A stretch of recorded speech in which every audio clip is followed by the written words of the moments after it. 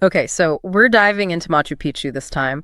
And wow, looking at these articles and excerpts you sent over, it's clear you're interested in way more than just the typical tourist stuff. This is some next level Machu Picchu fascination. It really is a place that just keeps drawing people in, you know? Yeah. There's so much we've learned, but Machu Picchu still holds on to its secrets. Exactly. And that's what makes this deep dive so interesting, right? Like just glancing through these sources, some of this stuff is seriously mind-blowing. Just take the construction methods, for example. Yeah. Even building at that altitude. I mean, how they did all of that without using mortar. Yeah. Massive granite blocks all perfectly fit together. It just boggles the mind. It really speaks to how deeply they understood materials and engineering, stuff we're honestly still trying to figure out today. And you have to remember the Andes, earthquake central. So that mortarless construction, what we call ashlar masonry, it wasn't just like for looks.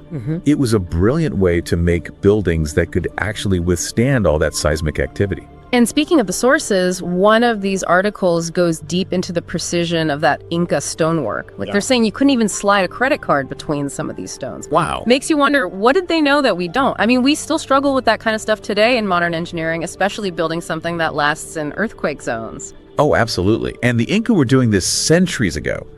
What I find fascinating is how they wove those principles right into the landscape itself, you know?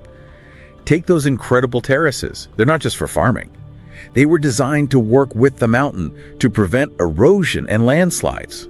So it's like their engineering was part of their understanding of the environment itself. Exactly. That's a beautiful way to put it. A blend of practicality, ingenuity. It's amazing. But okay, let's talk about why this incredible city was even built in the first place. Theories, oh boy, we've got theories. Royal estate, religious sanctuary, even some kind of agricultural research center. What do you think? Did they have multiple things in mind? Or are we just trying to put our own spin on a culture we don't fully get? Well, that's the million-dollar question, isn't it? It's easy to want one answer, the E answer, but the truth is probably way more complicated. I mean, look at the evidence for Machu Picchu as a royal retreat. Yeah. Palaces, elite residences, that definitely supports the idea. Right, but then you have these equally strong arguments for its religious importance. Like the Temple of the Sun, you can't ignore that. Its location, the design, even the way it's aligned with the stars, it all screams spiritual purpose. And you know, I was looking at your notes where you mentioned archaeoastronomy and how fascinated you are by it. It's like how these ancient cultures saw the cosmos and interacted with the stars. It's incredible. And this Temple of the Sun, it seems like the perfect example, don't you think? Oh, absolutely. The Inca were deeply in tune with the celestial world. I mean, their entire lives revolved around those cycles, the sun, moon, stars. It dictated everything from farming to their ceremonies. And one of the articles talks about the Intihuatana stone. They call it the hitching post of the sun. But this intricately carved rock, it's got to be way more than just a sundial, right? What's the significance there? Well, the Intihuatana stone is thought to have been a super advanced observatory, but also a ceremonial site. And its position, the way it's aligned, it let them track solstices and equinoxes down to the minute. And it wasn't just some abstract concept for them. This was vital information. They used it to figure out their planting and harvesting cycles. So they were using their knowledge of the stars to manage their resources, to literally make sure their civilization survived. Exactly. The Intihuatana stone was like their agricultural calendar, making sure their crops flourished. It makes you realize how central astronomy was to their whole world. 100%. And it's not unique to the Inca either, right?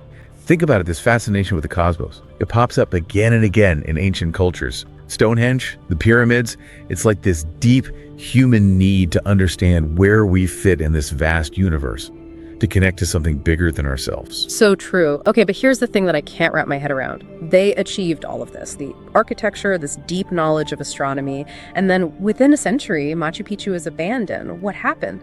The sources give a bunch of possibilities, but do we know for sure? That's the million-dollar question, isn't it? The abandonment of Machu Picchu is probably the biggest mystery surrounding it.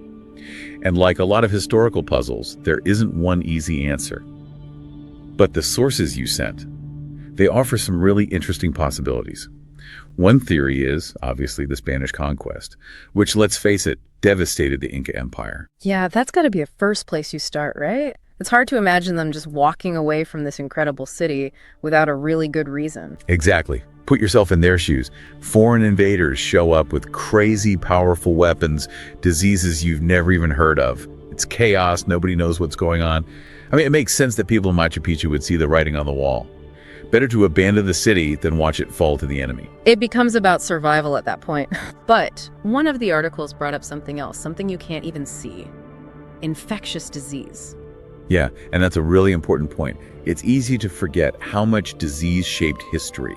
Diseases the Europeans brought over, smallpox, measles, the Inca, had no immunity to those. It ripped through the Americas like wildfire, absolutely decimating the indigenous population. It's totally possible that something similar swept through Machu Picchu. And if not enough people survived, well, the city wouldn't last long. It's kind of terrifying when you think about it, something you can't even see bringing down such an advanced civilization. And we haven't even talked about internal struggles. The sources mention that as a possible factor too, right? Like what was going on within the Inca Empire itself. Right, I mean, it's tempting to romanticize the past. But the Inca Empire wasn't some perfect utopia. They had their own share of problems, just like any other empire. Power struggles, rebellions, different groups all fighting for control.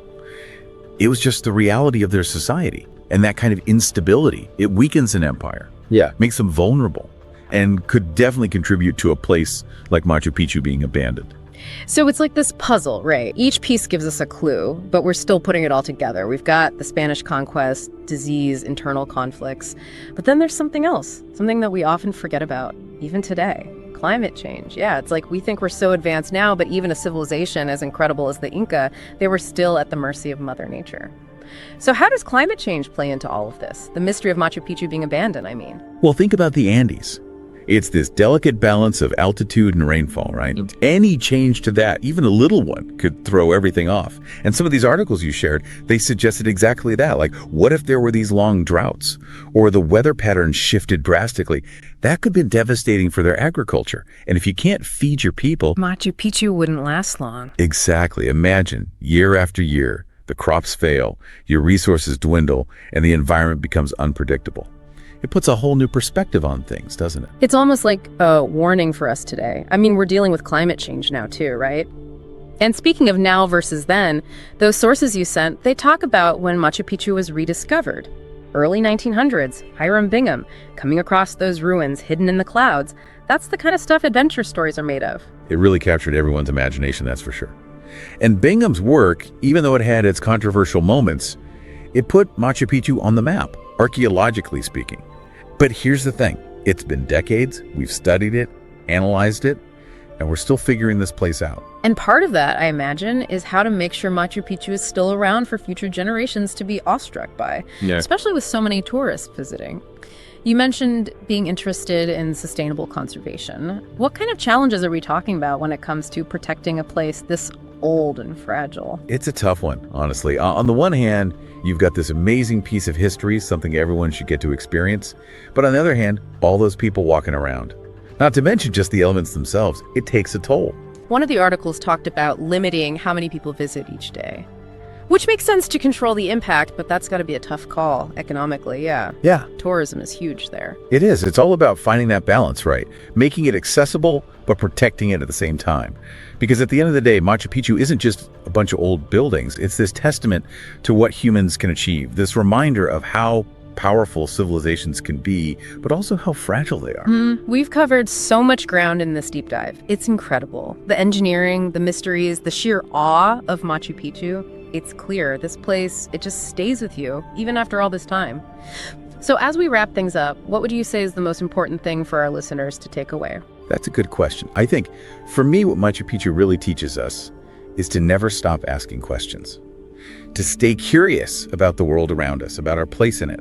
This one place, it sparks wonder. It reminds us that there's always something new to discover about the past, about ourselves, about everything. Couldn't have said it better myself. And to everyone listening, if you had a time machine, went back to when those Inca builders were putting Machu Picchu together, what would you ask them?